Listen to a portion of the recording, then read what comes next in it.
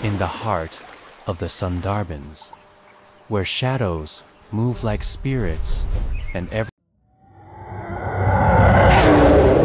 Mas magiging matagumpay ang pagkakaroon nyo ng anak ng asawa mo kung papayag ka sa kasunduan nating dalawa. Desperada man pakinggan, pero ito lang po ang nakikita kong paraan. Kakapit na lang po ako sa kahit na anong pag-asa na meron. Pero nagkamali kayo ng isipin nyo, kaya nyong takasan ako.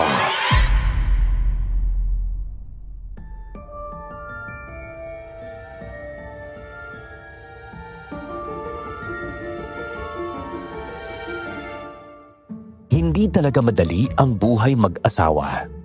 Lalo na kapag pareho ninyong gustong magkaanak pero hindi pa kayo nabibigyan ng pagkakataon. May mga araw na parang wala na kayong ibang pinagtatalunan, kundi yun lang na issue. Matagal na akong katiwala at ang karanasang ibabahagi ko ngayon ay tungkol sa aking mga among sina Jocelyn at Eddie. Ako nga po pala si Kami at ito ang aking kwento.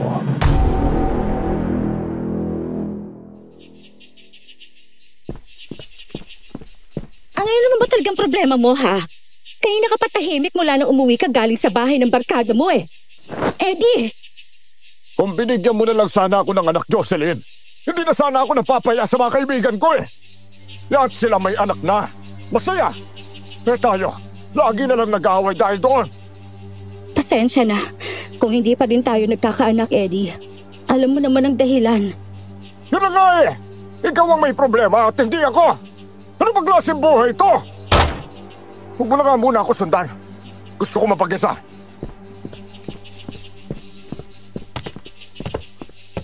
Jocelyn, anak, ayos ka lang ba?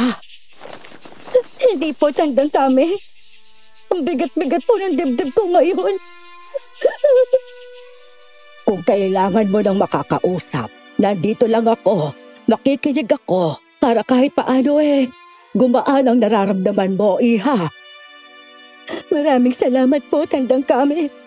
Simula noon, kayo na talaga ang takbuhan ko kapag nagkakaganito kami ni Eddie. Matagal na po kayong kasama ng pamilya namin. Alam niyo na ang buong kwento namin. Ay, nako. Pareho kayong parang anak ko. Ikaw at si Eddie. Kung mabibigyan ko lang sana siya ng anak, baka hindi kami laging nag-aaway. Pakiramdam ko, kasalanan kong lahat ng to. Shh, anak. Hindi mo ginusto ang kalagayan mo. Huwag mong akuin ang sisi. Alam kong mabigat ito para sa'yo, pero tandaan mo, wala kang kasalanan.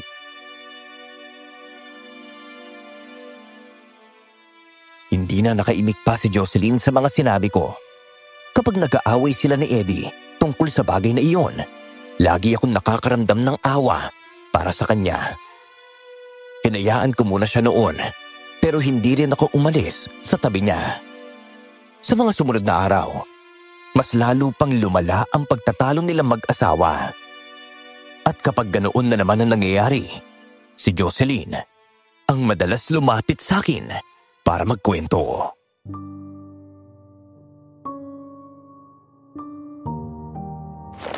Hindi ko na po talaga alam ang gagawin ko, Tandang Kami.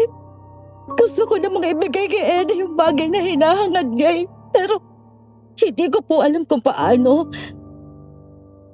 Alam kong pasan mo ang halos lahat, iha. Mabigat ang sitwasyong pinagdadaanan ninyo pero sana huwag kang mawawalan ng pag-asa.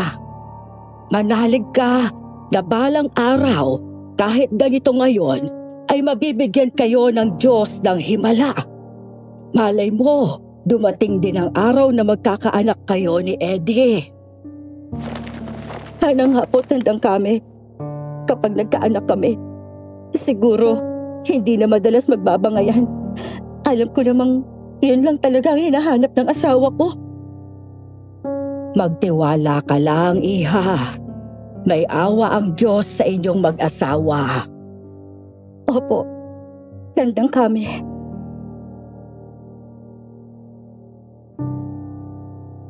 Napangiti na lang ako sa amo kong babae at hinayaan ko siyang abalahin ang sarili niya sa pagdidilig ng mga halaman. Alam kong yun ang paraan niya para kahit papano maibsan ang lungkot na dinadala niya dahil sa pag-aaway nila ng amo kong lalaki. Inabala ko na rin ang sarili ko sa paglilinis ng bintana na malapit lang sa pwesto ni Jocelyn. Nasa ganoon kaming dalawa nang mapansin kong may isang matandang lalaki na lumapit sa kanya. Nakipag-usap siya sa amo ko kaya nakinig na lang ako sa usapan nila.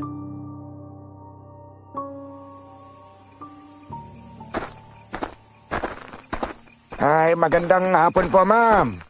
Ako nga po pala si Opisyo. May tatanong lang sana ako sa inyo. Magandang hapon din po, Tandang Opisyo. Jocelyn na lang po ang itawag ninyo sa akin at siya naman po si Tandang Kami. Ano po bang itatanong ninyo? Magbabakasakali lang po sana ako kung naghahanap pa kayo ng katulong o kaya tagalinis dito. Gusto ko na po kasi magtrabaho ulit Naku, pasensya na po, Tandang Opisyo. Sa ngayon po, hindi pa kami naghahanap. Nandito naman si Tandang Kami Matagal na naming katiwala. Pero kung sakaling nangailangan po kami, sasabihan ko po siya na hanapin kayo. Ay, naku, ayos lang po yun. Ma'am, Jocelyn. Sige po, parang malungkot po ang mukha nyo. May mabigat po ba kayong problema? Tama po kayo. May dinadala nga po kami ngayon. Karaniwan sa mag-asawa, pinag-aawayan yung tungkol sa pagkakaroon ng anak. Sa tingin ko pa lang mukhang yun din ang pinagdadaanan ninyo. Ang galing niyo po manghula. Dahil yun nga po talaga ang dahilan ng mga away namin ng asawa ko Marami na akong nakilalang naghiwalay dahil dyan pero hindi ko naman sinasabi mangyayari na sa inyo ang akin lang may kilala kung pwede niyong lapitan kung talagang gusto niyong magkaanak. Talaga po? Gusto po namin magkaanak ng asawa ko. Kaso nga po, may problema po ako sa matres. Kaya hindi ko siya mabigyan ng anak.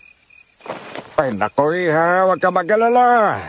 Kahit may ganyan kang kondisyon, matutulungan ka pa rin ng taong tinutukoy ko.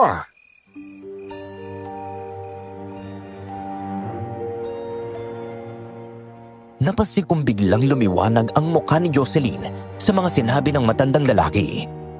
Ipinagtapat din ni Opisyo kung saan matatagpuan ang bahay ng taong tinutukoy niya bago siya tuluyang magpaalam. Pagkaalis niya, napatingin ako sa amo kong babae at kita pa rin ang malapad na ngiti sa mga labi niya. May konti akong hindi magandang pakiramdam tungkol sa narinig ko, pero pinili ko na lang manahimik. Ayokong mabahala si Jocelyn at bumalik niya naman sa lungkot na pinagdaraanan niya.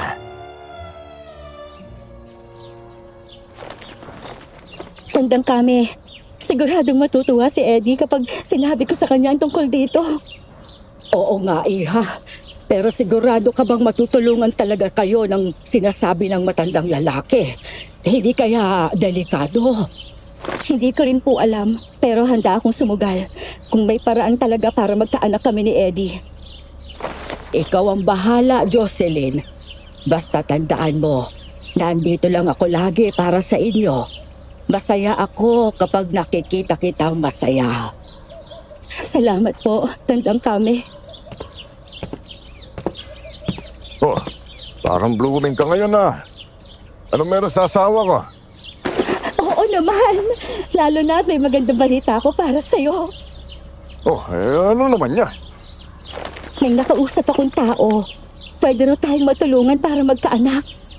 Hindi pa ako sigurado kaya gusto kong sabihin muna sa'yo para malaman ko rin ang pasya mo. Bah, wag mo lang palampasin si Jocelyn. Abay sa lahat ng sinabi mo ngayong araw, ito lang ang nagpasaya sa akin Kung makakatulong yan para sa atin, di gawin mo. Sundin mo kung ano man ang kailangan para magkaanak tayo. Kung ganon, sasamahan mo ba ako sa bahay ng taong yon? Para malaman mo rin kung ano ang mga kailangan natin gawin? Ay naku, hindi na. Ikaw na lang. Pwede mo na mag-isama si Tandang Kami, hindi ba? Kaya niya na yun. Ang dami ko pang inaasikaso sa trabaho kaya pagod pa ako. Basta gawin mo kung anong ipapagawa sa'yo, Jocelyn, ha? Sundin mo ang kailangan. Sige, Eddie.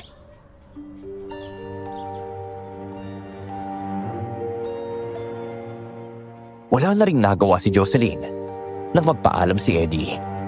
Tinanaw na lang niya ang lalaki habang papalayo. Tapos, napayuko siya na parabang bigla siyang nawalan ng lakas. Tinanong ko pa siya kung itutuloy ba niya ang balak niyang humingi ng tulong sa taong sinasabi ng matandang lalaki. Tumango lang siya bilang sagot. O siya, iha. Sasamahan na lang kita papunta sa bahay ng taong yon. Talaga po, tandang kami? Naku, buti na lang po talaga nandyan kayo. Oo naman. Ayoko namang magpunta ka roon ng mag-isa. Baka kung ano pang mangyari sa'yo.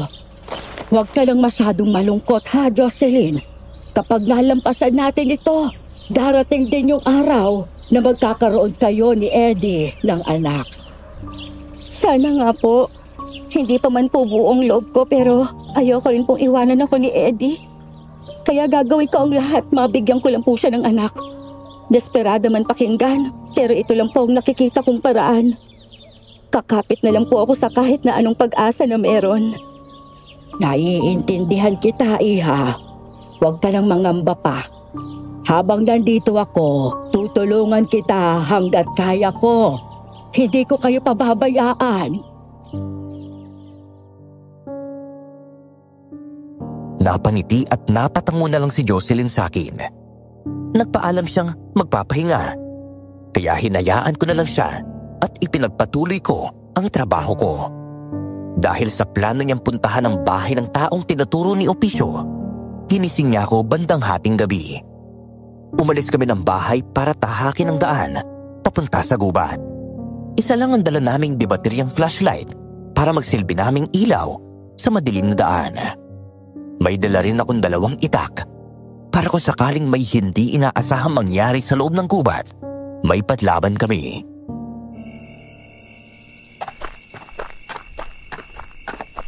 Tandang kami, bilisan na po natin. Kailangan makarating tayo kaagad sa kubo na sinasabi ni Tandang Opisyo. Sige, iha. Pero sigurado ka na ba talaga sa gagawin mo? Opo, napag-isipan ko na itong na mabuti. Kung ito lang po ang makakatulong sa amin ni Eddie, handa akong gawin ang lahat para matupad yung pangarap namin na magkaanak kami. O siya, ikaw ang masusunod. Pero kung sakaling magbago ang isip mo, kahit kailan, sabihin mo agad sa akin, ha? Hindi maganda ang kutob ko sa mga posibleng mangyari. Hindi na po magbabago ang isip ko. Huwag po kayo mag-alala sa akin. Kakayanin ko ito para sa ikasasaya namin ni Eddie.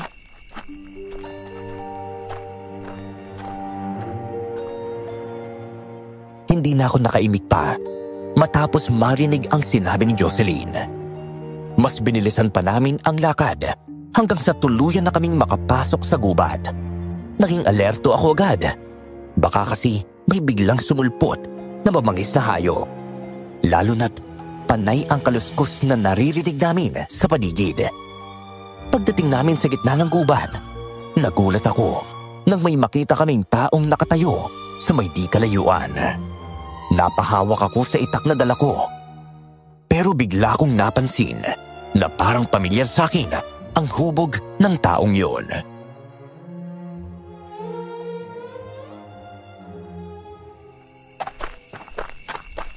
Teka, sa opisyo yun ah. Ano kaya ginagawa niya rito? Oo nga po, Tandang kami. Siya nga.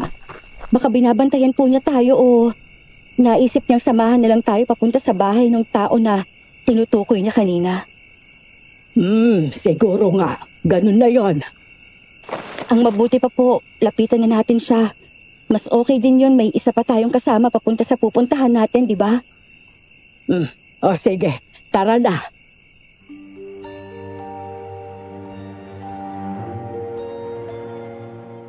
Napansin na rin kami ni Opisyo habang naglalakad kami papalapit sa kanya. At nang tuluyan na kaming makalapit, malapad ang ngiti niyang ibinigay kay Jocelyn habang nakangiti sa kanya. Tatanungin ko pa sana kung anong ginagawa niya doon. Pero naunahan niya akong magsalita.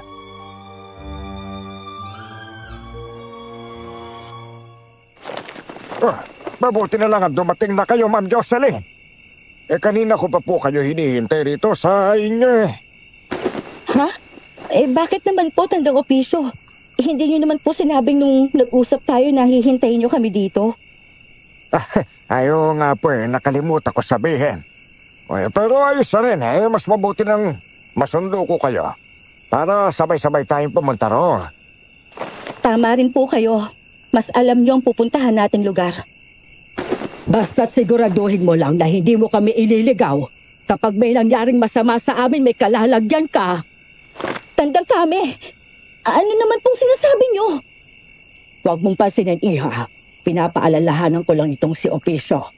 Baka mamaya may masama siyang balak sa atin. Tama nga. Pinag-iisipan mo ko na masama kami Pero huwag kayong mag-alala. Wala akong intensyong masama. Gusto ko lang talagang tumulong sa inyo.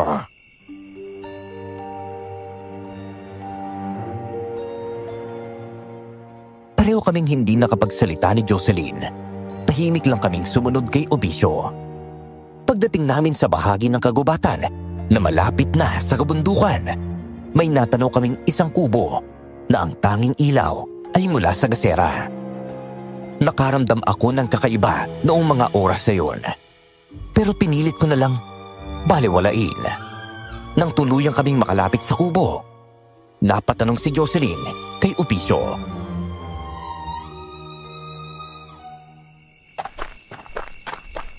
Ito na po ba yung kubo na sinasabi niyo, Tandang Opisyo? Dito po ba nakatira yung taong tutulong sa akin? Opo, Ma'am Jocelyn. Tara na po.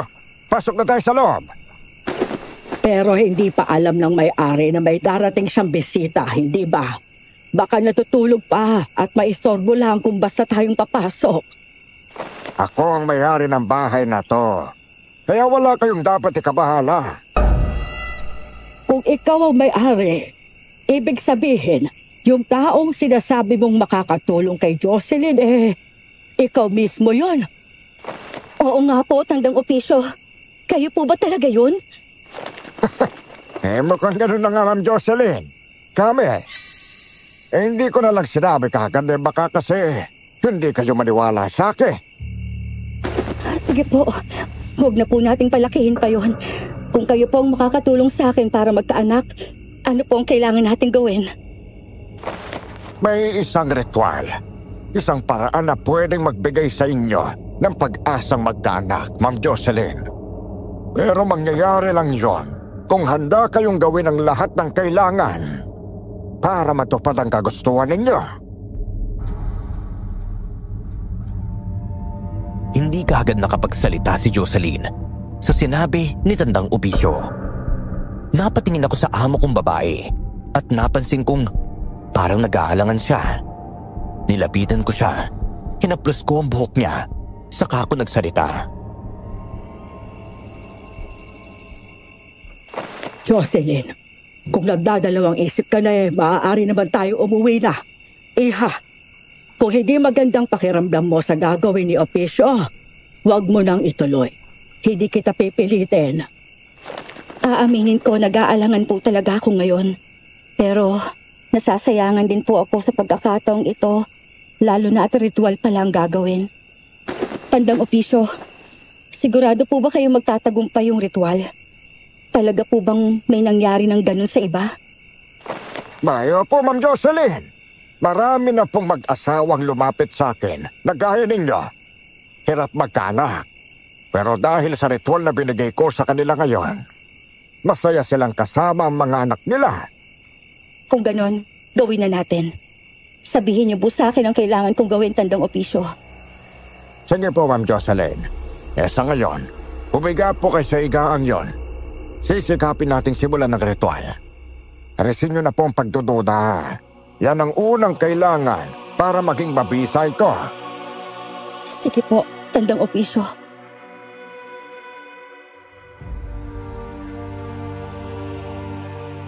Nanood na lang ako sa susunod na gagawin ni Opisyo kay Jocelyn. Nakukuryoso rin ako kung anong klaseng ritual ang balak niyang isagawa. Nang nakahiga na si Jocelyn sa higaan, inihanda na ng matandang lalaki ang mga gamit niya. Napansin ko ang isang palanggana na may lamang pulang likido.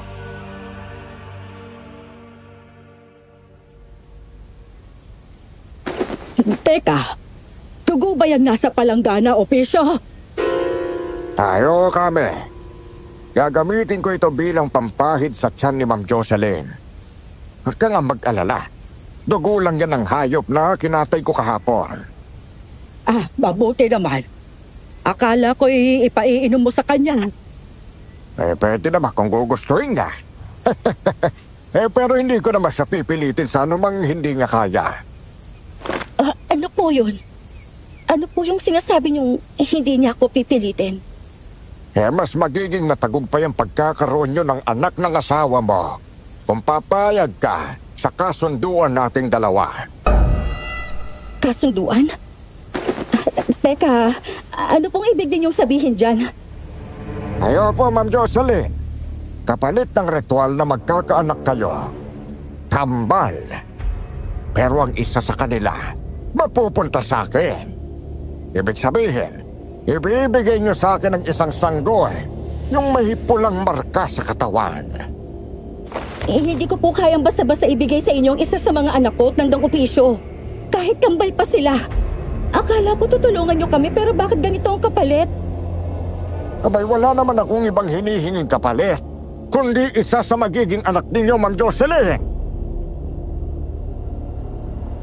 Hindi ko na rin alam kung ano ang sasabihin ko noon dahil pareho lang kaming naghihintay na magsalita si Jocelyn. Humugot siya ng malalim na hininga, saka nagsalita na ikinatuwa naman kaagad ni Opisyo. Sige po, tandang Opisyo. Pumapayag na po ako sa kasunduan natin. Kahit isang anak lang ang maibigay ko kay Eddie, sigurado akong matutuwa siya. Jocelyn, sigurado ka pa talaga sa pasya mo, iha? Opo, tandang kami. Wala naman pong ibang hinihinging kapalit si tandang Opisyo. Pero mangako po kayo sa akin, kapag nakuha niyo ang isa sa magiging anak ko, aalagaan niyo po siya. At tiyaking hindi siya mapapabayaan, tandang Opisyo. Wala po kayong dapat ipaggalala, Ma'am Jocelyn. Ako na ang bahala sa bata. At kayo pumayag na kayo sa kasunduan na may sisimulan na natin ang ritual. Sige po.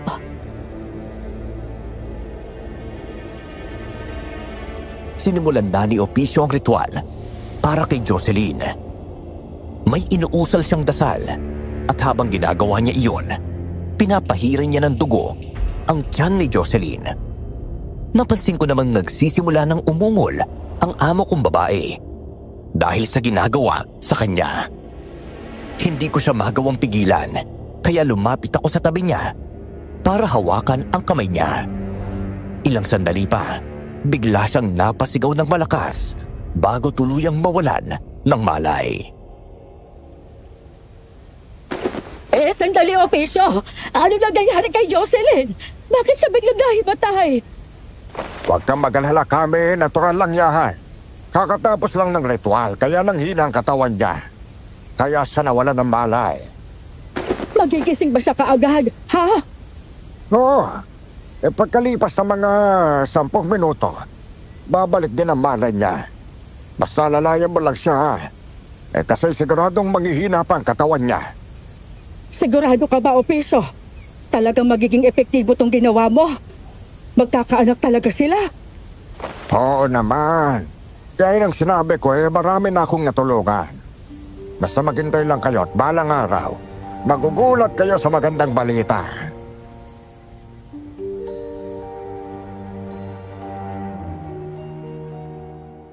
Hindi na ako nagsalita pa at hinintay ko na lang na magising si Jocelyn. Gaya ng sinabi ni Opisyo, makalipas ang 10 minuto ay nagising na ang babae. Tinanong ko siya kung maayos lang ba ang pakiramdam niya at mabilis naman siyang tumango bilang sagot. Ipinaliwanag ni Opisyo ang nangyari sa kanya, pati na ang mga mararamdaman niya pagkatapos ng ritual. Nang sigurado na kaming maayos na ang lahat, Nagpasalamat kami at nagpaalam sa matanda. Paglabas namin ng bahay niya, tinahak na namin ang daan pauwi.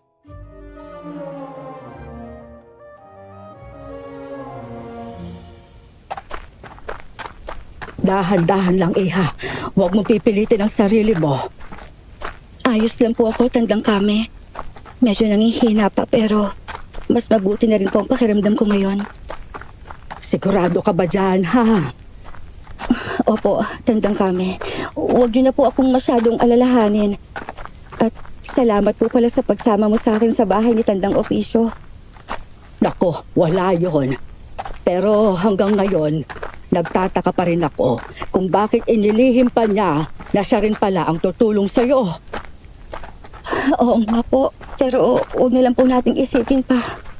Ang mahalaga, nagawa na namin ni Tandang Opisyo ang paraan para magkaroon kami ni Eddie ng anak. Sana nga, Jocelyn. Sana ito na talaga yung himalang hinihintay ninyong mag-asawa. Sana nga po. Pero inaalala ko yung kasunduan ninyo ni Opisyo. Talaga bang ibibigay mo yung isa sa magiging anak mo kung totoo nga kambal ang pinagbubuntis mo? Hindi ko pa po alam, Tandang Kame. Ay, bahala na po.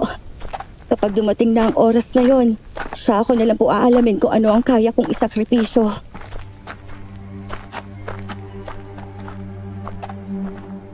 Nakaramdam ako noon ng kakaibang pagkabahala para kay Jocelyn. Pero kahit ganoon, pinili ko na lang na manahimik. Pagdating namin sa bahay, kaagad kaming nagpahinga. Kinaumagahan, habang nasa bakuran kaming dalawa, lumapit si Eddie para kausapin si Jocelyn tungkol sa nangyari. Nakinig na lang din ako sa usapan nila habang abala ko noon sa pagmamasahe ng binti ng amo kong babae.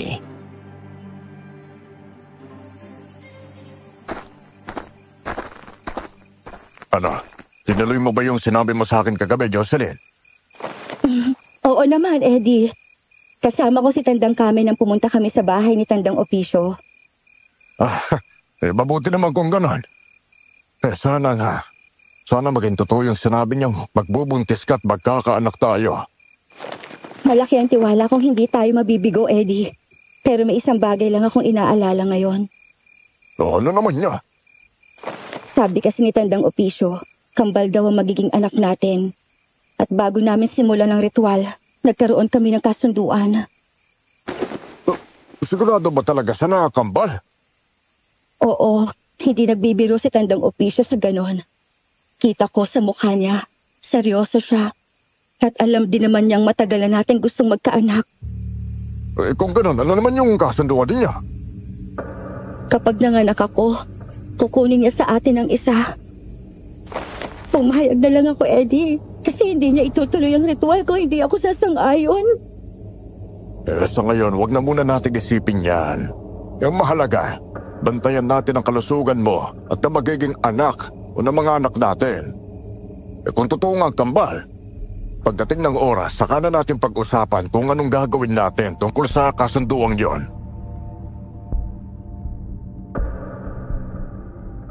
Tumango na lang si Jocelyn sa asawa niya bilang pagsang-ayon. Sa mga sumunod na araw, inobserbahan namin ng mabuti ang kalagayan niya. Nagkaroon siya ng malubhang trangkaso at lagnat. Napansin naming pabalik-balik lang iyon, pero hindi nila naisipang dalhin siya sa doktor. Hinayaan na lang nila dahil ayon kay Opisyo, mararanasan talaga niya ang mga iyon bilang epekto ng ritual. Hanggang sa paglipas ng 3 linggo, nagkaroon ng magandang balita ang amo kong babae.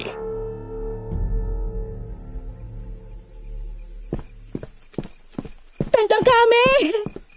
Oo, Iha! Ang saya mo yata ngayon. Ay, dahan-dahan lang ha, baka matapilok ka. May magandang balita po ako. Pero, teka, maaga po bang umalis si Eddie? Hindi ko na siya naabutan kanina eh. Oo, Iha. 6:00 pa lang umalis na siya. Maaga raw kailangan sa trabaho. Ano naman yung magandang balita mo? Nagdadalang tao na po ako, Tandang Kame. 2 guhit. Ibig sabihin, buntis po ako. Ay, iha! Ang saya ko para sa inyong mag-asawa. Ay, Diyos ko! Siguradong matutuwa si Eddie kapag nalaman niya ito. Tama po kayo, Tandang Kame. Ay, sa wakas, matutupad na ang matagal naming ipinagdarasal. Magkakaroon na rin po kami ng anak. Ay, nako! May aalagaan na naman ako kung ganon.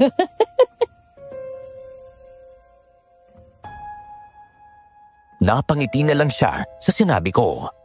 Mabilis ding lumipas ang oras nung mga araw na yun. Pag-uwi ni Eddie, agad na ibinalita ni Jocelyn sa kanya ang pagdadalang tao niya. Sobrang namang natuwa ang amo kong lalaki sa magandang balita. Dahil buntis si Jocelyn, todo ang pag-aalaga sa kanya ng asawa niya. Ganoon din ako, lalo na't alam kong matagal na nilang pinapangarap na mangyari yun. Sa paglipas ng mga buwan, hindi na muli naming nakita si Opicio. Kaya minsan ay napag-uusapan na lang namin siya.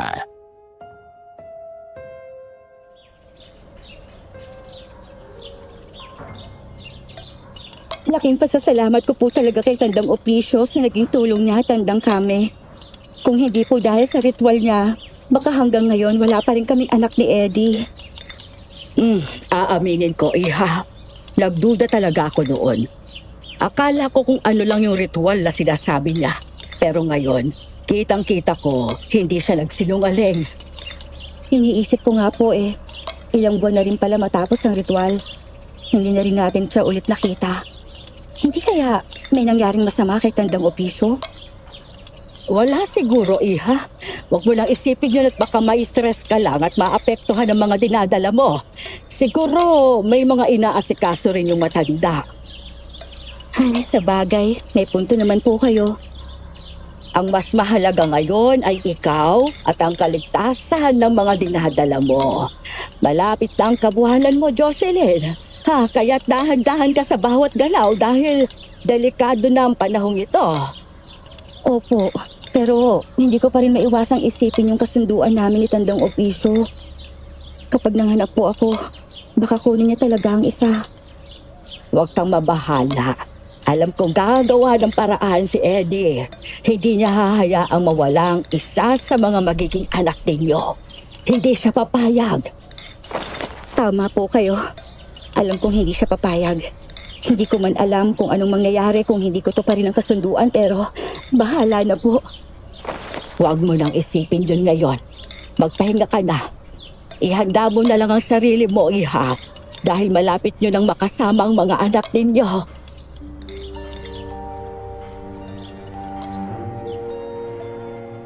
Napatango at napangiti na lang sa akin si Jocelyn. Simula nung araw na yun, hindi na namin muling napag-usapan ng tungkol sa bagay na yun. Hanggang sa dumating ang araw ng panganganak ni Jocelyn. Hindi na kami pumunta sa ospital. Nagpatawag na lang si Eddie ng kumadrona. Sobrang tuwa nilang mag-asawa nang ligtas na mailuwal ng amo kong babae ang kambal na anak nila. Isang babae at isang lalaki. Nang buhati naman ni Eddie ang mga sanggol, may napansin siya. Kaya pinakita niya ito sa akin.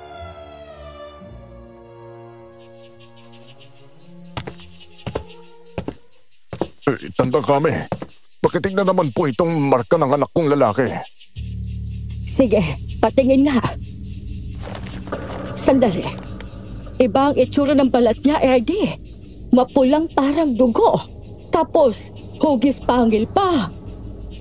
Oo nga po Ngayon ako naka-encounter ng ganitong klaseng marka. Ako rin, iho. Ano po kayang dahilan kung bakit nagkakaganito, Tandang Kame? Hindi ko rin alam, iho. Pero may mga sanggol talagang nagkakaroon ng kakaibang balat o marka. Malay mo, baka magandang tanda pa yan. Swerte para sa inyo at sa batang yan. Siguro nga po tama kayo, Tandang Kame. Ayun ako, huwag na lang po natin masyadong isipin. Kapag nagising si Jocelyn at nakita ang anak namin, nako, sigurado matutuwa yun ng sobra. Tama ka, iho. Kaya sana, huwag na kayong mag-away pa alang-alang sa mga bata. Huwag po kayong magkalala. Hindi na po mangyayari yon. Lalo na't ngayon na natupad na pangarap ko na maging ama. Mabuti naman kung ganon. O sige na, mauna na ako. Aasikasuhin ko muna si Jocelyn at pati ang kumadro ng tumulong sa panganganak niya. Sige po, Tandang Kami. Maraming salamat po Iniwan ko muna si Eddie, kasama ang kambal nilang anak ni Jocelyn. Pinuntahan ko ang kumadrona para magpasalamat at binigay ang bayad sa kanya. Habang nag-uusap kami, ikinagulat ko nang bigla niya akong binalaan na bantayan daw namin ang anak na lalaki ng mag-asawa. Hindi ko yun masyadong pinansin at nang makaalis na siya, agad ko namang inasikaso si Jocelyn. Simula na magkaanak si Jocelyn, mas lalo silang naging masaya bilang mag-asawa. Pero sa kabila ng lahat ng yun, may mga kakaibang bagay na nagsimulang mangyari tuwing sumasapit ang gabi. Tandang Kami, ano po bang nangyayari tuwing gabi? Simula po nung nanganak ako, may mga kaluskos na akong naririnig sa labas. Para bang may nagbabantay o nagmamasid sa atin. Hindi ko rin alam kung bakit may mga ganong ingay, Jocelyn. Pero sa totoo lang, may kutob ako na baka mga aswang ang umaaligid tuwing gabi. Aswang? Pero bakit naman po sila dito lumalapit, Tandang Kami? Dahil sa mga sanggol nyo, ang mga nilalang na yon, naaakit talaga sila sa amoy ng bagong silang ng mga bata. Yon ang nakikita kong dahilan kung bakit parang may nagpaparamdam sa paligid. Kung tama po ang hinala ninyo, ibig sabihin, pwedeng mapahamak ang mga anak ko. Tama ang iniisip mo. Pero huwag kang masyadong matakot, Iha. Maglalagay tayo ng mga pangontra. Gagawin natin ang lahat para hindi sila makalapit kahit man lang sa bakuran ninyo. Sige po, Tandang Kami. Kakausapin ko rin po si Eddie tungkol dito. Napag-usapan na rin po namin ang ganitong posibilidad eh. Baka may maisip din siyang paraan para masigurong ligtas sa mga anak namin.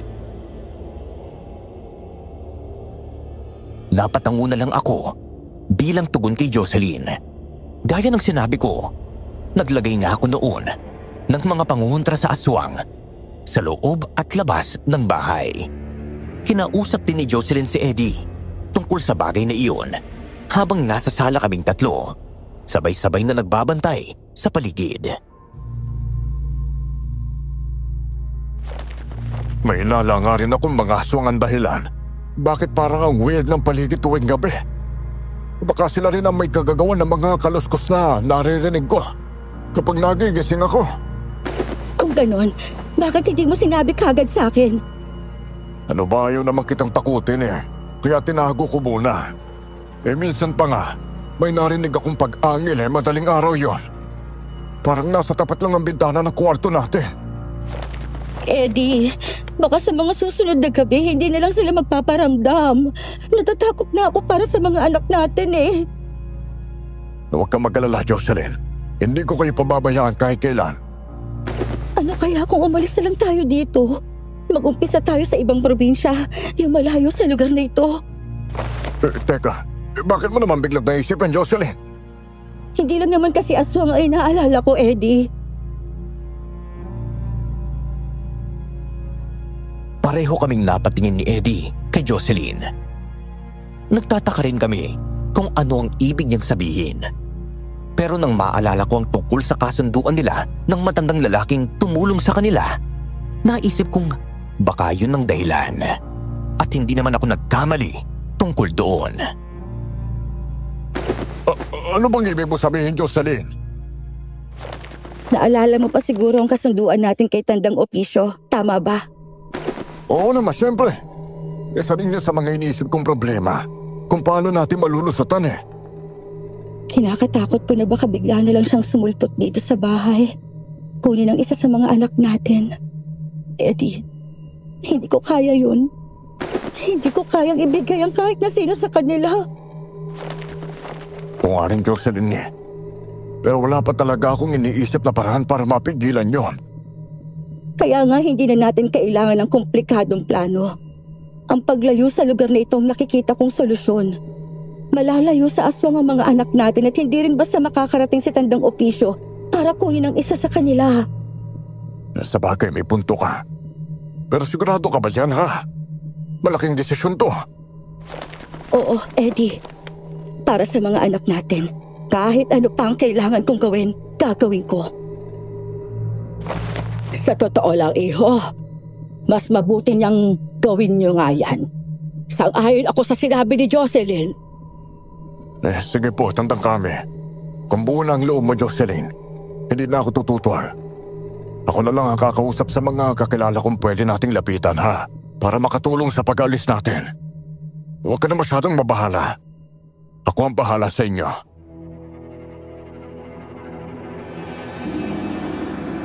Napatango na lang ang amo kong babae sa sinabi ng asawa niya. Napatingin siya sa akin at ngumiti. Hindi ko inaasahang tatanungin niya ako kung sasama ba ako sa kanila. Pero dahil hindi ko na rin sila kayang pabayaan, sinabi ko sa kanya na kung nasaan sila, nandoon din ako na ikinatuwa niya. Sa mga sumunod na gabi, nakumpirma namin na mga aswang nga ang nagpaparamdam sa amin. Dahil sa mga paghuni at pag-angil nila na paulit-ulit naming naririnig.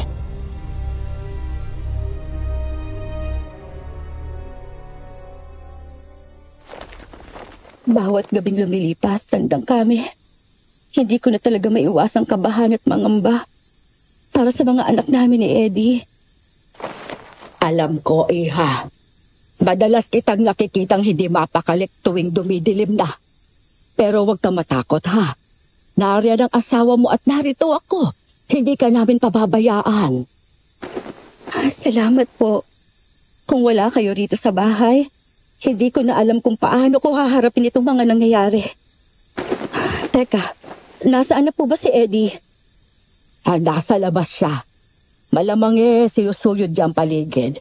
Tinitiyak kung may aswang bang gumagala. Ako sanang lalabas pero sabi niya samahan ko raw muna kayo rito at siya nang bahala sa labas.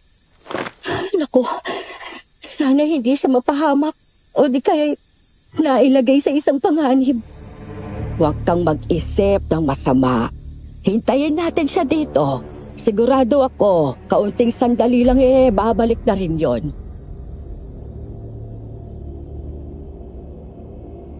Tinanguan lang ako ng amo kong babae noong sandaling yun. Tahimik na ang namayani sa pagkita naming dalawa ni Jocelyn. Makalipas ang 10 minuto, dumating si Eddie. Napasig kong namumutla siya. Kaya agad akong nabahala at bahagyang kinabahan. Pati si Jocelyn, halatang nag-aalala sa asawa niya. Eddie, ayos ka lang ba? Ha? Oo nga, iho. May nangyari ba sa labas? Ayos na ako, Jocelyn. Pero may nakita akong kakaibang nilalang doon sa labas eh. Anong ibig mong sabihin? Kung hindi ako nagkakamali, parang aswang yun. Mapula ang mga mata, ang hahaba ng kuko, at puting-puti ang buhok. Diyos ko, hindi ka nagkakamali, Eddie. Aswang nga yun. Malamang siya ang matagal na umaaligid dito sa bahay. Kung ganon, kailangan na talaga nating umalis kagad ha. Hindi ko hahayaan na mapahamak ang mga anak ko. Tama ka, iho. Jocelyn, nakausap ko na rin ang isa kong kaibigan. May bahay siya na binibenta. Malayo nga lang rito. Yun ang kukunin natin. Doon tayo lilipat. Sige, Eddie, ikaw ang bahala. Ang mahalaga makaalis tayo rito kaagad. Napatango na lang si Eddie kay Jocelyn. At kahit papano, nabawasan ang kaba ko dahil doon. Inasikaso agad ng amo kong lalaki ang pagbili ng bahay ng kaibigan niya. Pati na ang paglipat namin. Pagkalipas ng halos 1 linggo, iniwan na namin ang dati nilang bahay at lumipat sa bago naming tutuluyan. Pinili rin na mag-asawa na ibenta ang luma nilang bahay. Dahil sabi nila, hindi na raw kami babalik pa roon.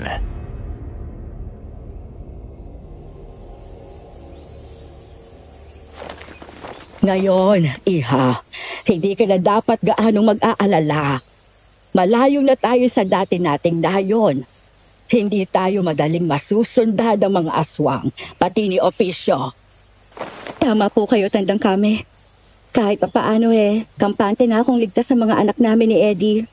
At hindi na makukuha ni Tandang Opisyo ang isa sa kanila. Sa ngayon, ang mahalaga tutukan natin ang pag-aalaga at pagpapalaki sa mga bata. Opo, Tandang Kami. Naniniwala akong magiging matiwasay ang bagong buhay natin. Ligtas tayong lahat. Tama ka, Iha.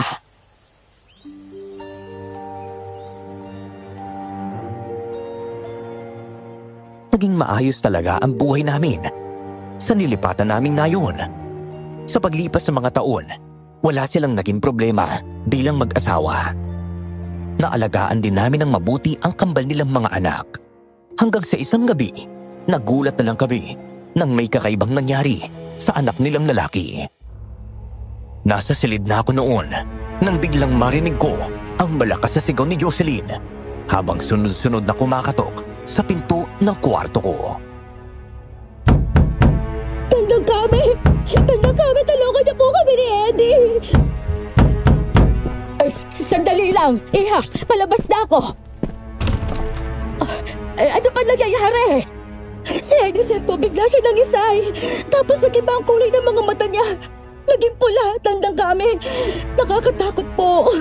Tara na, puntahan na natin siya. Sige, halika. Bilisan natin. Mabilis kaming tumakbo papunta sa silid nilang mag-asawa. Naiwan doon si Eddie. Pilit pinipigilan si Eddie Sir dahil sinusubukan ng bata. Nakalmutin siya. Pagkarating namin, agad kong nakita kung gaano kalala ang kakaibang kilos ng bata. Para bang hindi niya makontrol ang sarili niya at pilit niyang kinakagat ang braso ng ama niya. Napatigil siya sa direksyon namin at kahit ako, kinilabutan nang makita ko ang mapupulan niyang mga mata. Kita ko rin ang mga ugat na bumabakat sa mukha niya. Hindi ko na alam ang gagawin ko, Tandang Kami. Kanina pa siya nagkakaganito. Parang lumalakas pa siya. Nahirapan na akong pigilan si Eddie Sir. Tulungan po natin si Eddie Sir, Tandang Kami. Baka kung ano pang mangyari sa anak namin. Sige, Jocelyn, tutulungan ko kayo. Pero, nasaan si Edeline? Nagtago naman siya sa aparador. Natatakot siya sa kapatid niya. Hinayaan muna namin si Edeline at tinulungan si Eddie sa anak nilang lalaki. Pagkalapit namin sa kanila, bigla namang tumigil ang bata sa ginagawa niya. Matalim siyang tumingin sa amin ng kanyang ina at maya-maya, bigla na lang siyang nawalan ng malay. Kinuha ko naman si Edeline mula sa aparador kung saan siya nagtatago.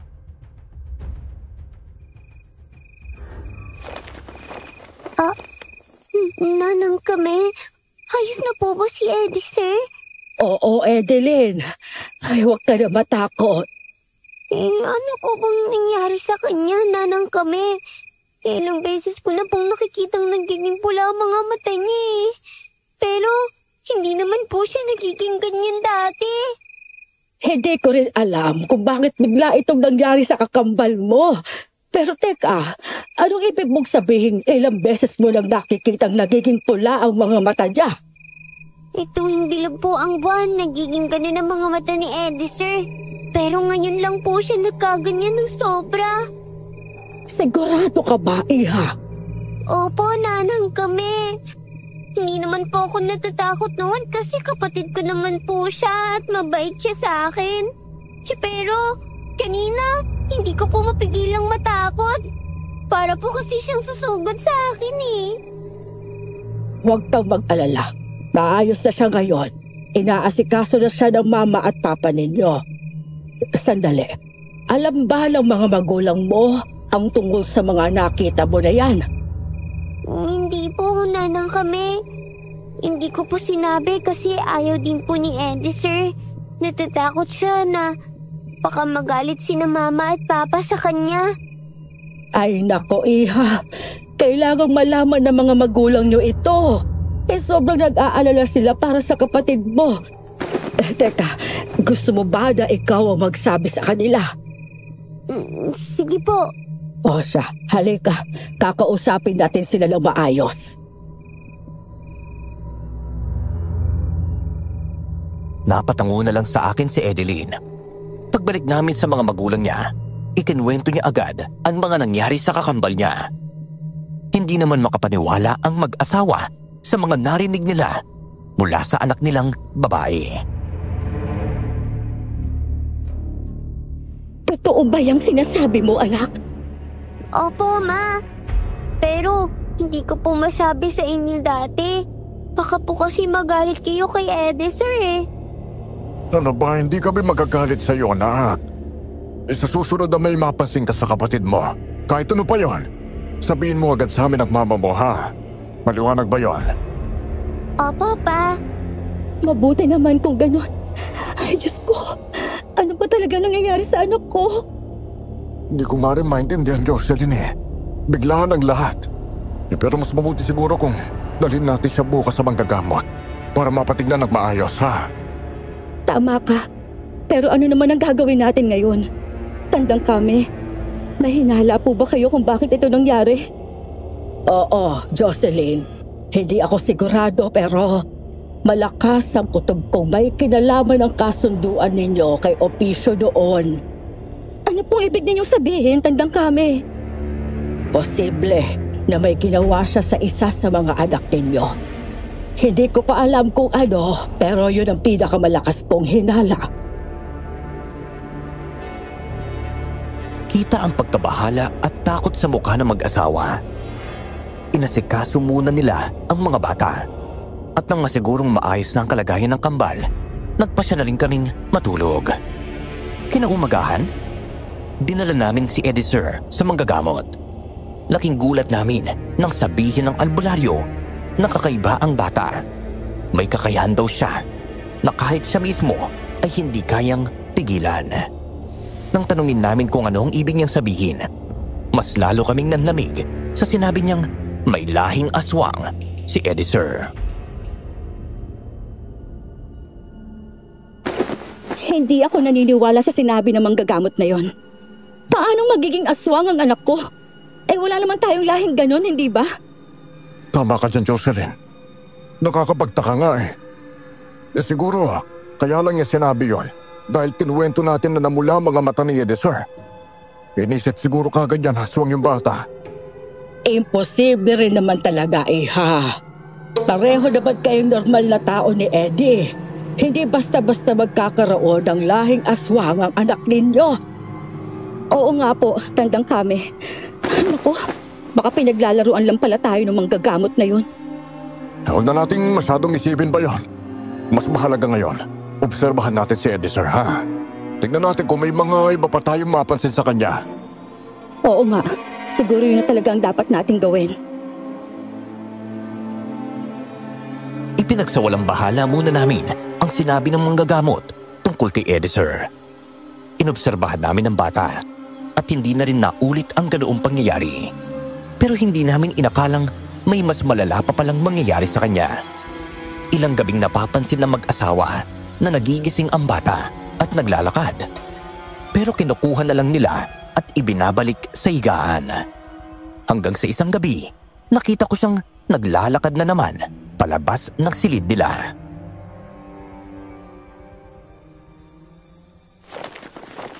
Teka, si Eddie Sir yan ah. Ano na naman kaya ginagawa ng batang yun sa labas ng ganitong oras?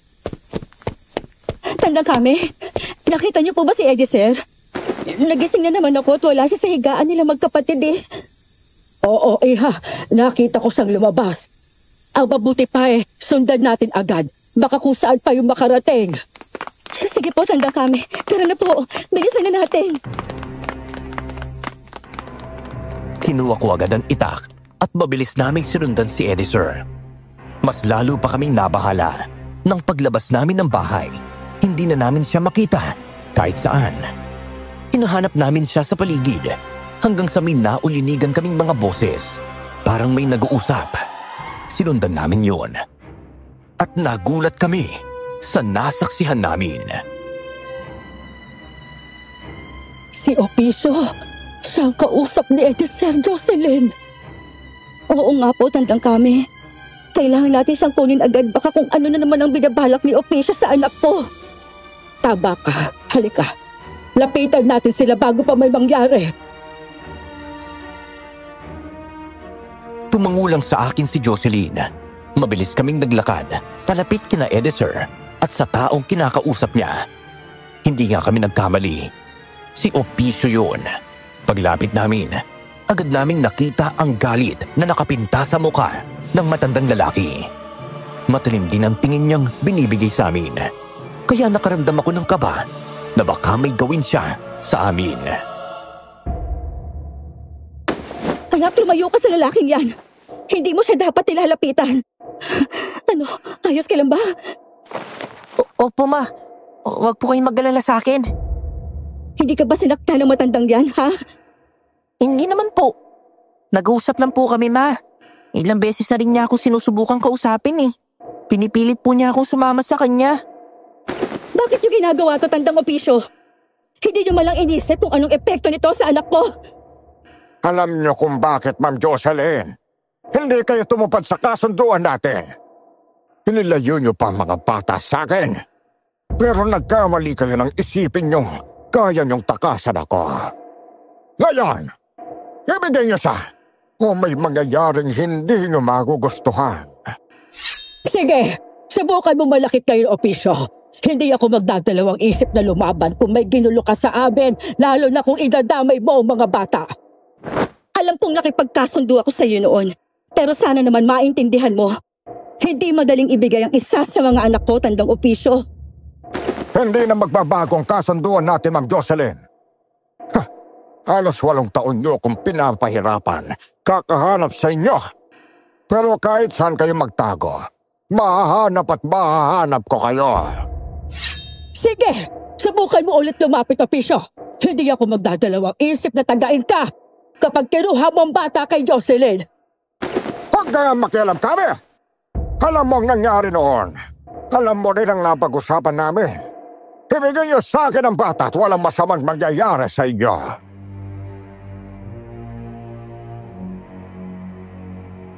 Hinarangan ko si Opisyo nang susubukan sana niyang lumapit kina Jocelyn at Sir.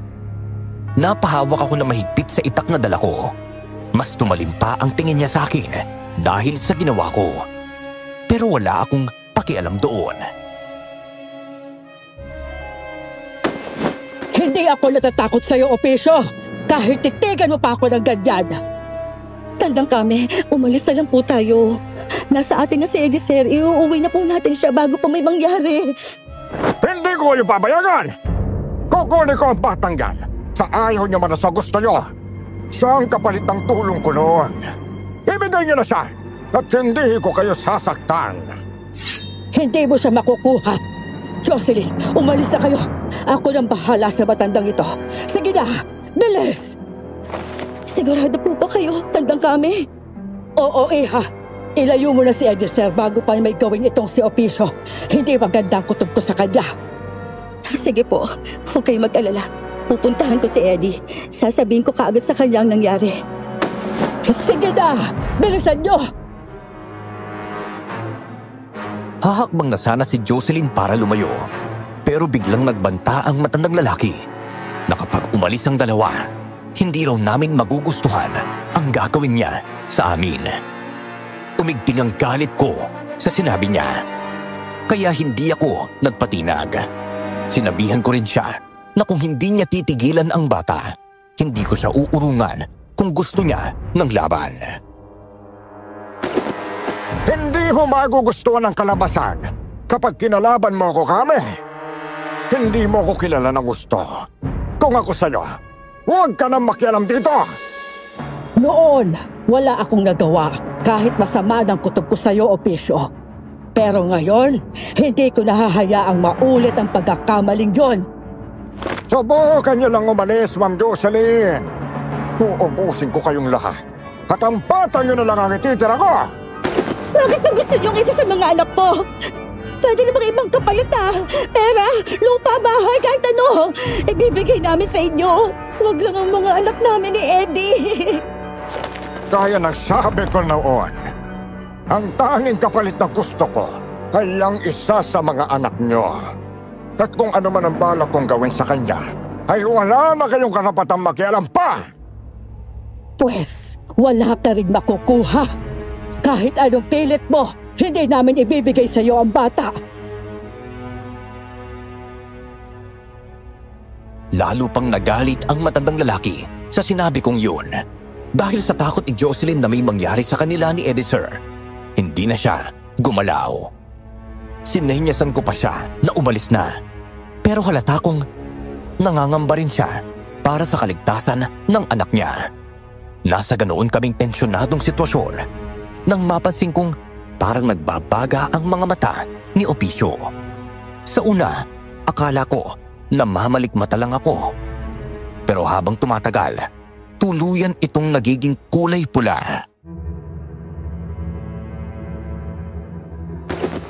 Tandang kami, ano pong nangyari kay Tandang Opicio? Bakit naging pulang mga mata niya? Parang katulad po nung nangyari kay Eddie Sir noon. Hindi maganda ito, Jocelyn. At hindi ako pwedeng magkamali. Naging halimaw si Opicio. Ano pong ibig ninyong sabihin? Isa siyang aswang. At sigurado akong mag-iiba palalo ang anyo niya kapag nagtagal. Kaya kung ako sa inyo, huwag niyo nang pahirapan ang sarili niyo. Alam kong hindi niyo ako kayang labanan kapag naging ganap na aswang na ako. Nabahala ko sa maaaring sumunod na mangyari. Hindi ko alam kung ano ang dapat kong gawin. Ayoko mapahamak sina Jocelyn at Eddie Sir. Pero hindi rin naman pwedeng ibigay ang bata sa kanya ng basta-basta. Napatingin ako sa mag-ina at nakita kong may binubulong si Jocelyn sa anak niya.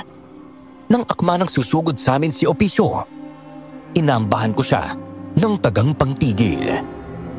Pero nagulat ako nang bigla na lang sumigaw ang amo kong babae. Anak na yun na! Tumakbo ka na, tawagin mo papa mo! Pagkatapos, manatili ka sa bahay, huwag kang lalabas kahit na ano mangyari. Opo na! Hindi! Bumalik ka rito, bata! Hindi ka pwedeng hindi sumama sa akin! Tandang kami, hindi ko po kayo iiwan. Kapag nakarating na sa bahay si Eddie Sir, siguradong makakatulong na si Eddie laban sa matandang ito. Hindi ko man gustong naging desisyon mo. Wala na akong magagawa. Pero huwag kang mag-alala. Hindi ko hahayaang saktan ka ng taong ito. Lalo na ang mga anak ninyong dalawa. Mga traitor kayo! Hindi marunong tumupad sa kasunduan! Ang dapat sa inyo ay ang baslangin! Kaya humanta kayo! Kahit nakaramdam ako ng kaba sa sinabi ni Opicio, hindi ko ipinakita ang takot ko. Ganoon din si Jocelyn, kaya inabot ko sa kanya ang isa pang itak na hawak ko para may panlaban siya kung sakaling sumugod sa amin ang matanda. Ilang sandali pa, biglang ang umatake si Opicio at tinarget niya si Jocelyn. Hindi ko hinayaang mangyari yun. Hinarangan ko siya at sinubukan ko siyang tagain. Kung iniisip mong papayagan kitang saktan si Jocelyn, pues, nagkakamali ka. Bago mo siya magalusan o masaktan man lang, ako muna ang dadaanan mo. Handa ka talagang ibuhos ang buhay mo. Para sa kanila kami, nakakahawa ka naman kung ganon. Kung yun lang ang paraan para maprotektahan sila, ay gagawin ko. Dahil sa sinabi ko, napahalakhak si Opicio. Nakaramdam ako ng inis sa naging reaksyon niya. Hindi na rin siya nag-aksaya ng oras at mabilis niya akong sinugod. Tutulong sana si Jocelyn, pero sinabi ko agad sa kanyang kaya ko nang harapin ang matandang lalaki. Alam kong kahit hindi pa siya nag-iiba ng anyo, malakas na ang kakayahan niya. Kaya hindi ako nagpabaya sa pakikipaglaban sa kanya. Kung binigay nyo na lang sana ang pata sa akin, hindi ko na sana kayo gagalawin. Pero nagmatigas kayo. Kaya kayo na rin ang naglapit ng kapahamakan sa sarili ninyo! Gawin mo kung anong gusto mo, Opisyo. Pero tandaan mo, hindi kita hahayaang magtagumpay sa kahit anong binabalak mo laban sa amin, lalo na sa mga bata. O sige, kung ganyan ang gusto ninyo, hindi ako magpapakita ng kahit konting awa. Ngayon, hayaan niyo akong ipakita sa inyo kung sino at ano talaga ako! Pagkatapos sabihin ng matandang lalaki yun, napansin namin ni Jocelyn na unti-unti nang nagbabago ang anyo niya. Nanatili akong alerto dahil baka bigla niya kaming sugurin. Ilang sandali pa, tuluyan na siyang nag-iba at naging isang ganap na aswang. Ganoon na lang ang pagkagulat ko nang malinaw kong makita kung anong uri siya. Base na rin sa itsura niya. Mahaba ang kanyang kuko, pati na ang puting buhok niya. Naglalakihan at tumitili ang kanyang mga pangil at ramdam na ramdam ko ang bumabalot na kakaibang lakas sa katawan niya. Hindi ako pwedeng magkamali. Isa kang gabunan. Tama sa namin! Alam mo kung anong uri ako, kaya siguro alam mo rin kung gaano kalakas ang kakayahan ko! Tama ka. Hindi ka pangkaraniwang aswang. Isa ka sa malakas na uri. Pero hindi ibig sabihin nun ay kaya mo na kaming sindakin. Tingnan natin kung totoo yan! Napangisi si Opisyo matapos niyang sabihin yun. Kita ko naiisip niyang takot kami sa kanya at dahil doon ay madali niya kaming mapapaslang. Napaisip din ako noon kung ano nga ba ang balak niyang gawin kay Edisur kapag nakuha niya ang bata. Kaya tinanong ko siya. Nakapagtataka lang. Malakas kang uri ng aswang, pero kukunin mo pa si Edisur. Ano bang balak mo sa bata ko ganon? Hindi ko naman obligasyong sagutin yan. Pero sige, pakinggan ninyo. Nung ginawa ko ang ritual, ang dugong ipinahid ko, dugo ko mismo yon. Kaya isa sa mga sanggol, pinanganak na kagaya ko. Ibig sabihin, tama ang manggagamo. Aswang nga si Edisur, tandang kami. Totoo pala. Kinumpirma ni Opisyo na aswang nga si Edisur at nakamarka ito sa kanya. Napaalala sa amin ang balat ng bata na hugis ngipin. At ayon sa matandang aswang, yun mismo ang tanda ng pagiging aswang ni Edisur. Ang alay na ibinigay sa kanya dahil sa kasunduang nabuo niya at ni Jocelyn. Napakuyom ako ng palad sa galit na marinig kong pinlano niya ang lahat dahil kailangan daw niya ng isang batang lalaki. Akala ko noon bukal sa loob ng pagtulong sa amin. Yun pala, ginamit nyo lang kami, tandang Opisyo. Kahit ano pang sabihin mo, nakatulong pa rin ako sa inyo noon. Kayo ang traidor! Hindi kayo marunong tumapad sa napag-usapan!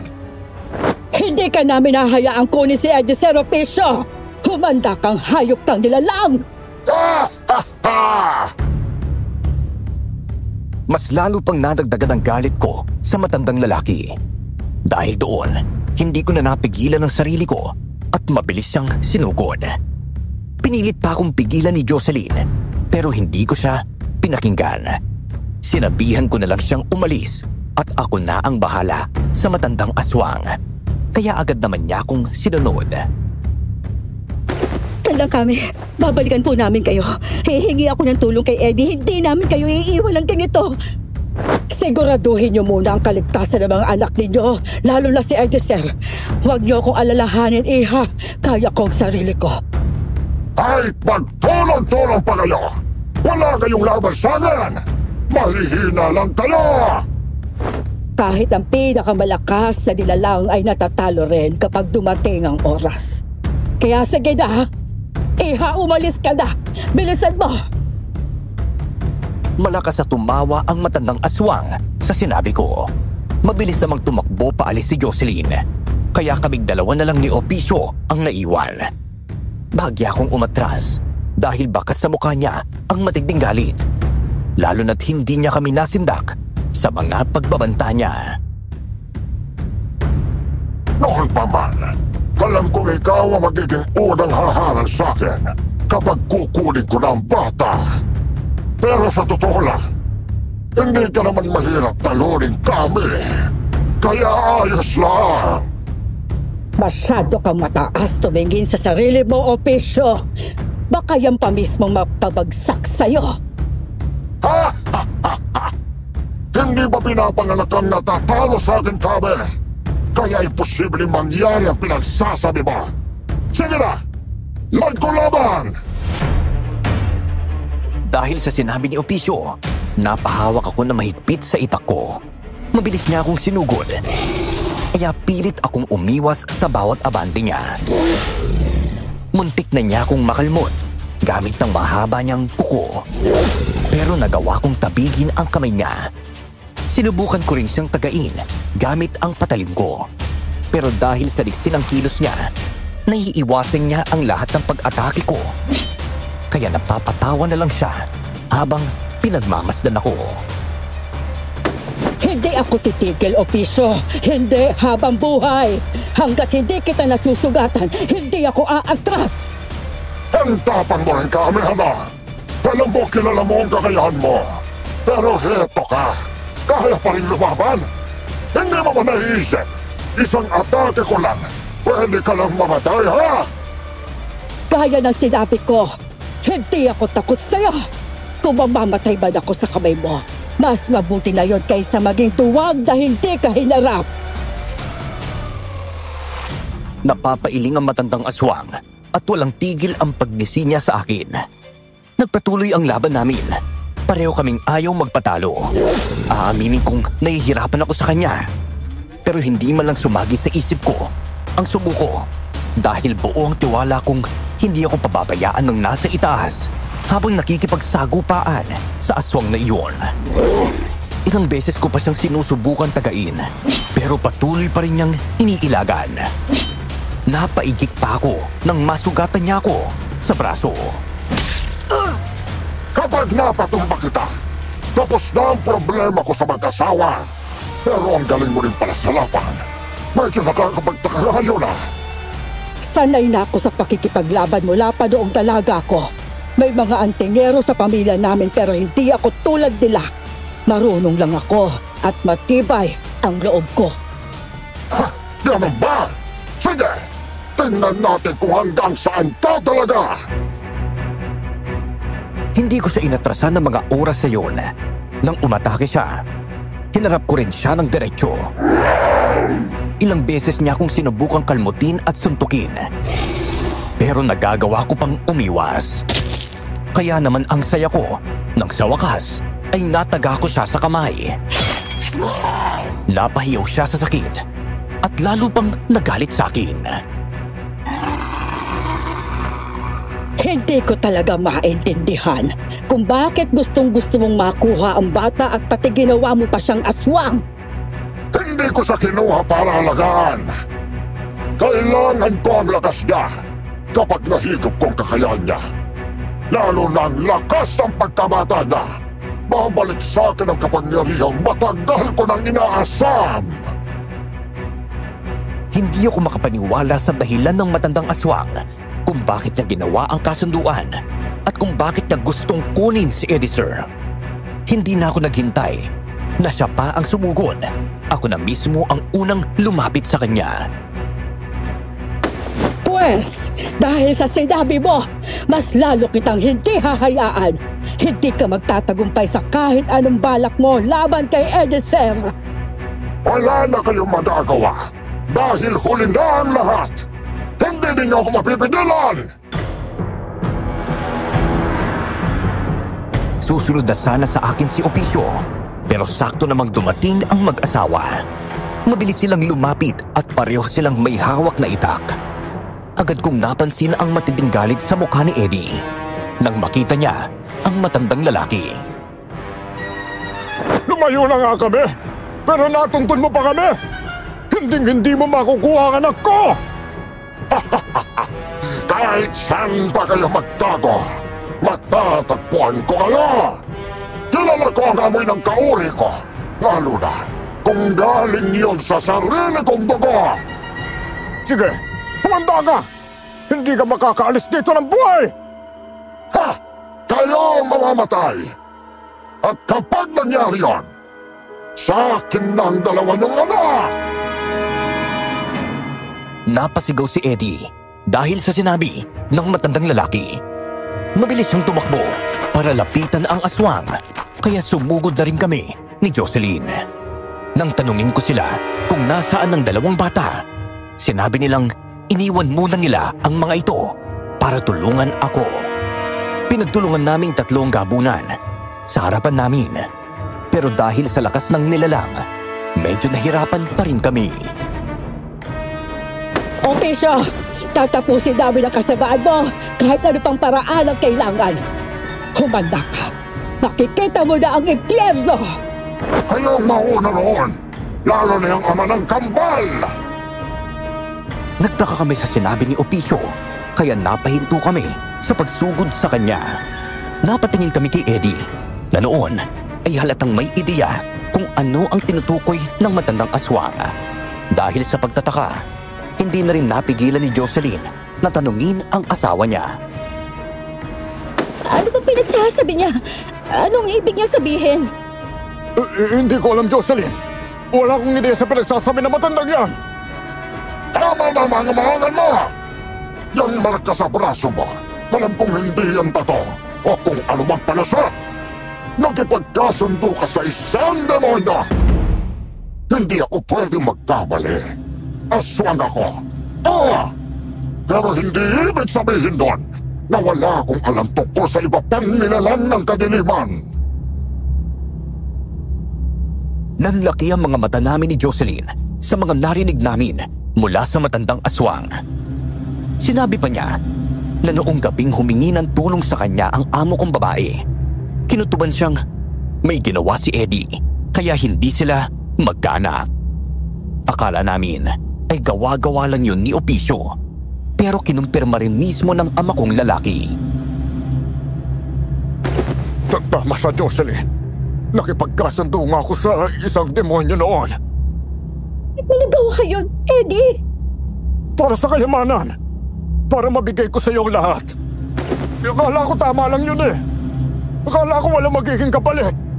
Hindi ko naman ina-expect na maapektuhan palang buhay natin. Lalo na nang hindi tayo magkaanak. Inisip kong wala ng pag-asa hanggang sa dumating ang matandang yan. Dahil sa kanya, nagkaroon tayo ng kambal. Hindi na nakaimik si Jocelyn dahil hindi rin siya makapaniwala sa mga nalaman niya. Napahalakak naman si Opisyo, kaya muli naming naituon sa kanya ang atensyon. Sinugod niya kami ng mabilis sa akalang hindi kami handa. Pero paglapit niya, sabay-sabay namin siyang tinaga at tumama ang mga patalim namin sa iba't ibang bahagi ng katawan niya. Napahiyaw siya sa sakit at bahagyang umatras palayo sa amin. Eddie, mamaya na natin pag-usapan yung ginawa mo. Ang mahalaga ngayon, yung aswang na yan. Siya munang unahin natin. Tama si Jocelyn. Kailangan nating tapusin si Opisyo para tuluyang maging ligtas sa mga anak ninyo mula sa kanya. Sige, pagsamasamahin natin ang lakas natin. Pagtulungan natin siya! Muli naming sinugod ang gabunan at sabay-sabay namin siyang pinagtataga. Naiiwasan niya ang mga itak namin. Pero may ilang beses din naman na tinamaan siya. At napapahiyaw siya tuwing mangyayari iyon. Dahil sa pagtutulungan naming tatlo, nagawa namin siyang mapatumba. Pero mabilis din siyang nakabangon. Susugod na sana siya sa amin, pero naggulat kami nang bigla kaming makarinig ng pag-angil mula sa likuran. Paglingon namin, nakita namin sina Edeline at Edisir. Teka, anong nangyari kay Edisir? Bakit parang nagiging kagaya ng aswang na yan? Anong ginawa mo? Eddie, isa siyang aswang. Kaya siya gustong makuha ni Opisyo. Tama ang sabi ng albularyong napuntahan natin noon na may kakaiba talaga sa bata. Hayop kang matandang demonyo ka! Ginawa mo magkauni mo ang anak ko! Hindi na sana umabot sa ganitong sitwasyon. Kung nung ipinanganak ang mga bata, ibigay niya na siya sa akin. Lagi akong nakapaligid doon. Minamatyagan ko ang sanggol, pero alam kong wala kayong balak sa manod. Ngayon, nagbabayad na kayo sa desisyon ninyo! Noon din, napagtanto namin na siya pala ang aswang na matagal na nagpaparamdam sa amin. Naiisip din ni Eddie na malamang si Opisyo ang nilalang na nakita niya noon at agad naman iyong nakumpirma ng gabunan. Dahil sa tindi ng galit namin noon sa matandang aswang, handa na sana kaming sugulin siya, pero biglang nagsalita si Eddie Sir at ikinagulat talaga naming lahat. Ma, Pa, tandang kami. Ako na pong bahala sa aswang na yan. Kaya ko po siyang harapin. Anak, hindi ka naman pwede mag-isa. Malakas ang sobra, delikado yun. Magtiwala po kayo sa akin, Pa. Magkapareho kami ng lahi. At kahit mas bata ako sa kanya, gagawin ko ang lahat para talunin siya. Matapang ka pala, ha? Gusto ko yan. Sige, lumapit ka. Sige! Hindi na talaga namin napigilan si Eddie Sir nang bigla siyang sumugod at umatake sa matandang aswang. Kinabahan kami dahil pakiramdam namin hindi kakayanin ng bata na makipaglaban kay Opisyo. Napalapit naman si Edeline sa amin habang nagmamasid.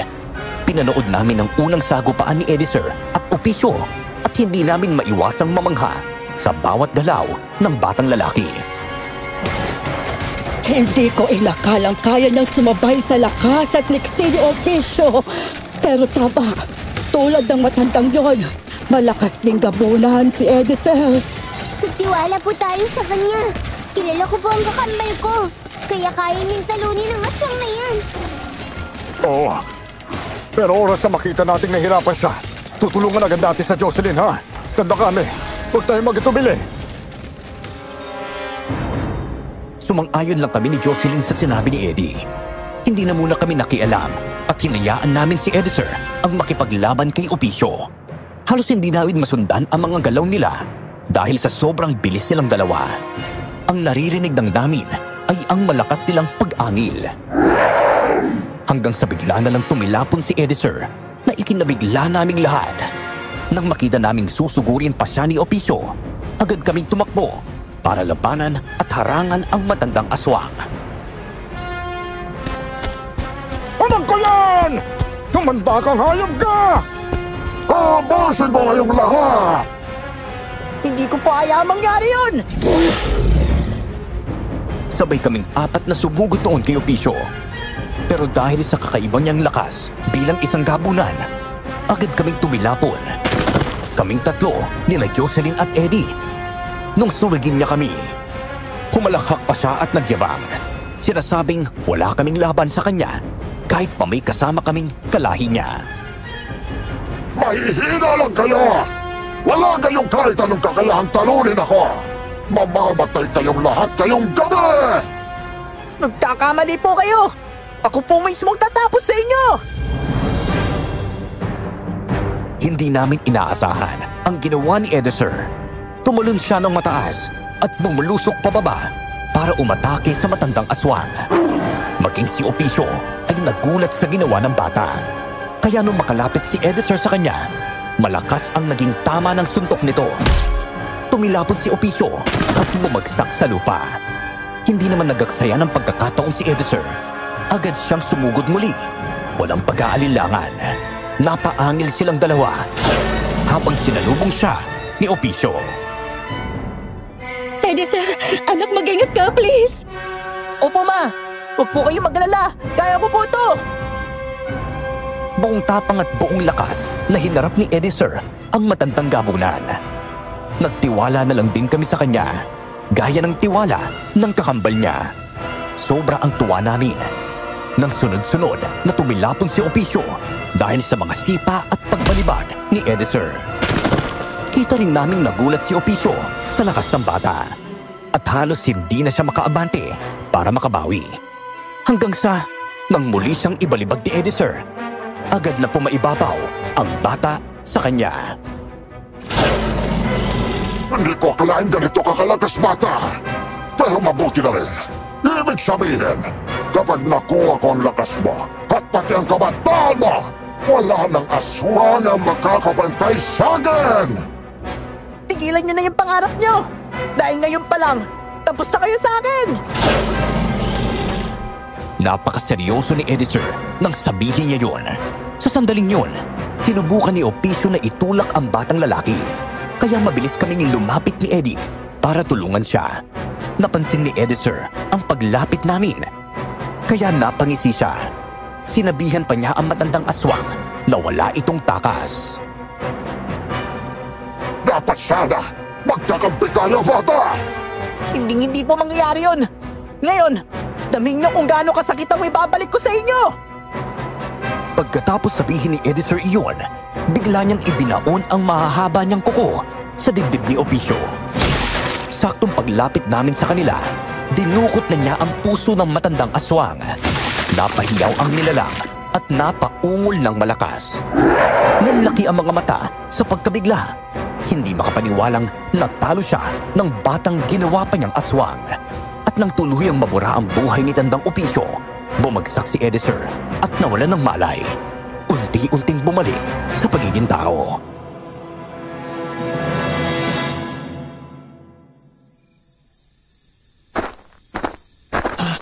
Dalhin niyo na ang bata sa bahay. Ako nang bahala sa bangkay ni Opicio.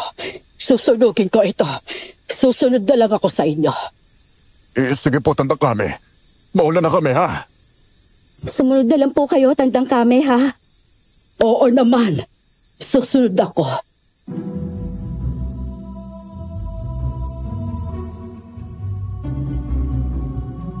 Nauna na silang umuwi noon. Inasikaso ko naman ang bangkay ni Opicio at sinunog ko iyon. Pagkatapos kong gawin yon, umuwi na rin ako sa bahay ng mga amo ko. Naabutan ko silang nag-uusap habang tulog na ang mga bata. Nagpapaliwanag si Eddie kung bakit niya nagawang makipagkasundo sa demonyo kapalit ang kayamanan.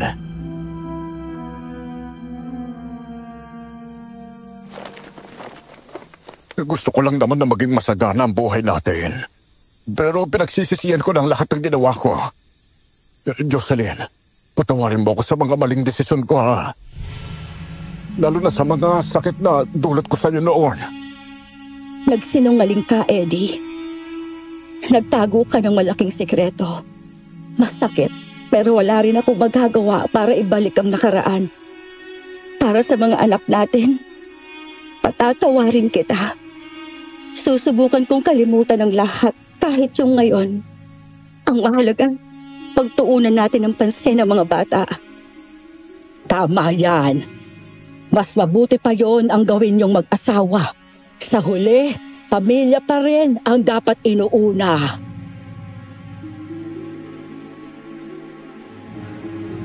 Napatango na lang sila sa sinabi ko. Muli kaming nagsimula ng panibagong buhay noon. Ipinagamot si Eddie Sir at kalaunan natutunan niyang kontrolin ang sarili niya at mabuhay bilang normal na tao kasama ang pamilya niya. Lalo pa silang naging malapit sa isa't isa at madalas magsimba ng sabay-sabay. Hindi rin naging madali ang buhay nila paglipas sa mga taon. Pero hindi sila sumuko. Nagpasya rin akong iwan sila noon at bumalik sa pamilya ko. Sa ngayon, wala na akong balita tungkol sa kanila.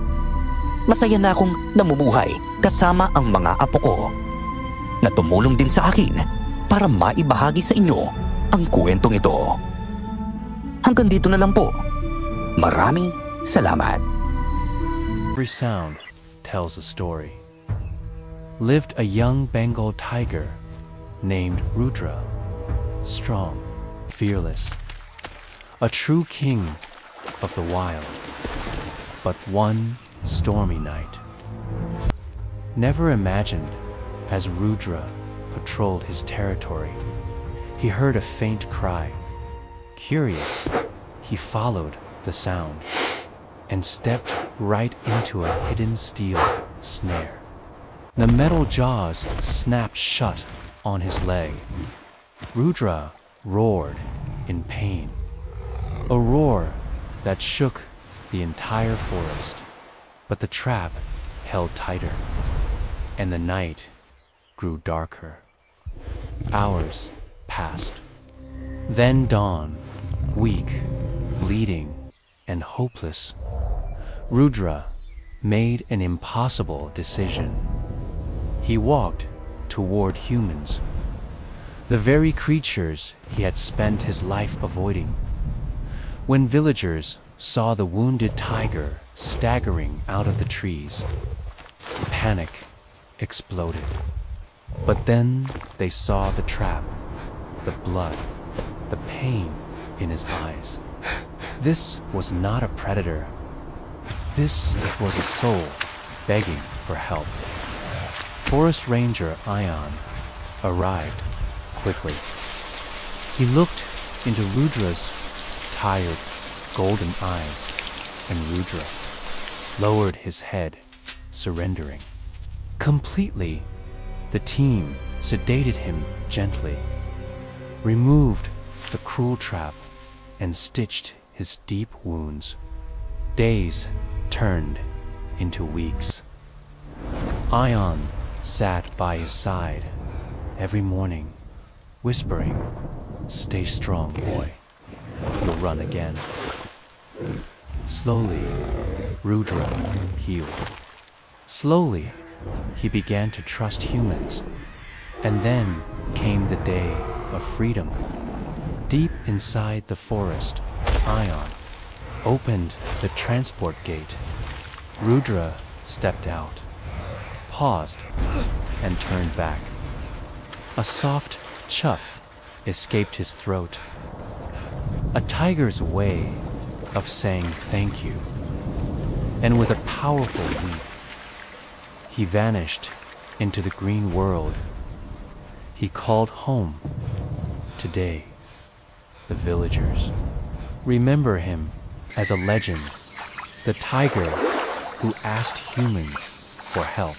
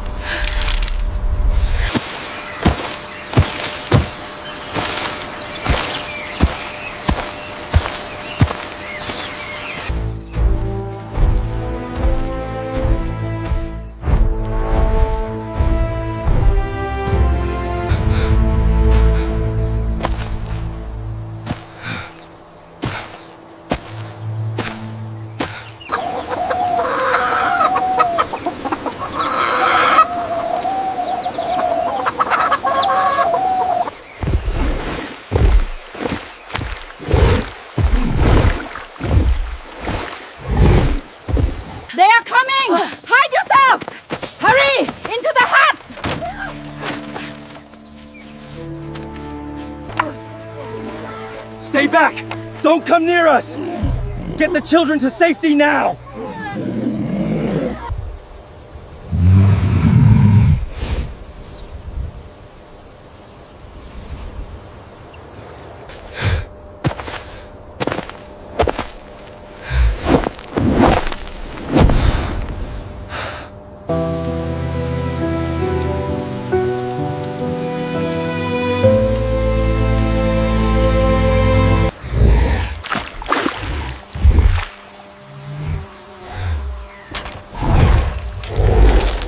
It's just sitting there. I have never seen anything like this. Is it tame?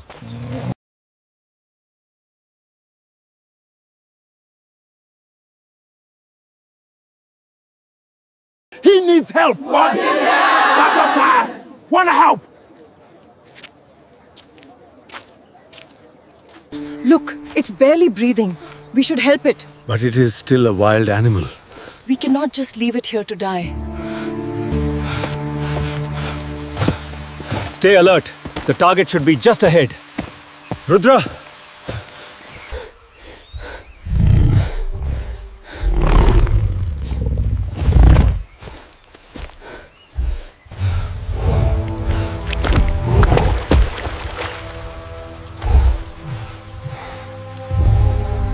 It's okay, boy. We're here.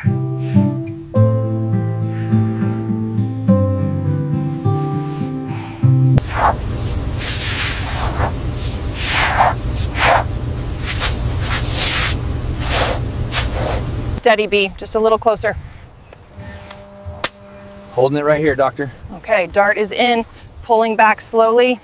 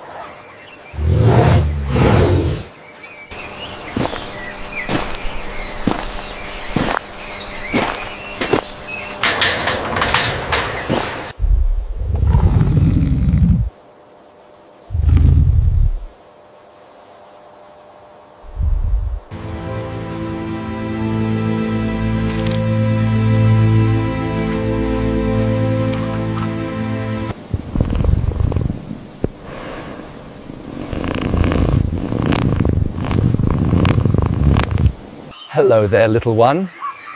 You're very curious, aren't you? It's nice to meet you.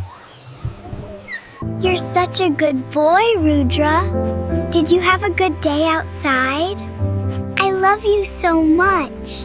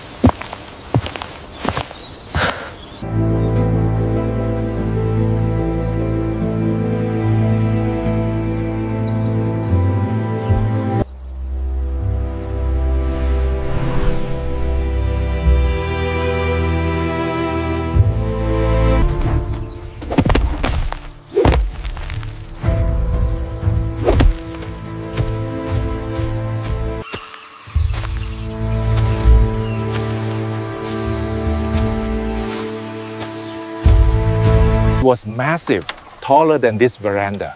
Where did it go? Back towards the river, near the big tree. The tiger who asked humans for help.